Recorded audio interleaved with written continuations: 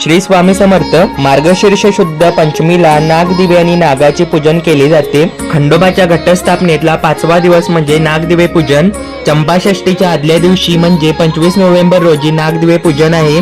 हे नागदिवे पूजन सायंकाळी केले जाते। नागदिवे तयार करण्यासाठी पाणी उकळत ठेवावे, त्याच्यामध्ये तूप घालावे, नंतर हळद टाकावी, वेलची पूड टाकावी, थोडेसे मीठ घालावे, गुळ घालावा, त्यामध्ये त्या पाण्यात बसेल तेवढे बाजरीचे पीठ घालून त्याची उकड करून घ्यावी। पीठ घट्ट होऊन थंड होऊ द्यावे।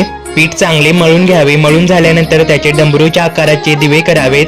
आपल्या घरात जेवढे सदस्य आहेत त्या प्रत्येकाच्या नावाचे 2-2 दिवे तयार करावेत। हळदीमध्ये किंवा रांगोळीने एकमेकात गुंतलेले असे 2 नाग काढावेत। त्यांच्यामध्ये आपल्याला हे दिवे लावायचे आहेत। प्रत्येक दिव्यात एक फुलवात घालून त्यामध्ये तूप भरावे। दक्षिणेकडून उत्तरेकडे आपल्याला ह्या दिव्यांची पूजा करायची आहे। प्रत्येक दिव्याला हळदी कुंकू अक्षता फुले अर्पण करावीत। दिव्यांना साखरेचा नैवेद्य दाखवावा। त्यानंतर दुसऱ्या दिव्याने खंडोबाची आरती करावी। दिवे शांत झाल्यानंतर प्रत्येकाच्या वाटणीचे दिवे प्रसाद म्हणून ग्रहण करावेत। या दिवसाला नागदिवाळी असेही म्हणतात।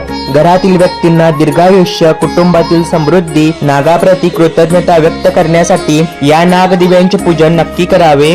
या पूजेमुळे आपल्या कुटुंबाला कोणताही सर्प दंश करत नाही किंवा त्याचा त्रास होत नाही।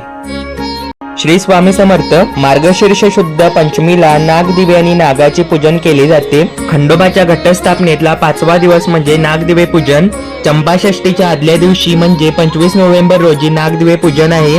हे नागदिवे पूजन सायंकाळी केले जाते। नागदिवे तयार करण्यासाठी पाणी उकळत ठेवावे, त्याच्यामध्ये तूप घालावे, नंतर हळद टाकावी, वेलची पूड टाकावी, थोडेसे मीठ घालावे, गुळ घालावा, त्यामध्ये त्या पाण्यात बसेल तेवढे बाजरीचे पीठ घालून त्याची उकड करून घ्यावी। पीठ घट्ट होऊन थंड होऊ द्यावे।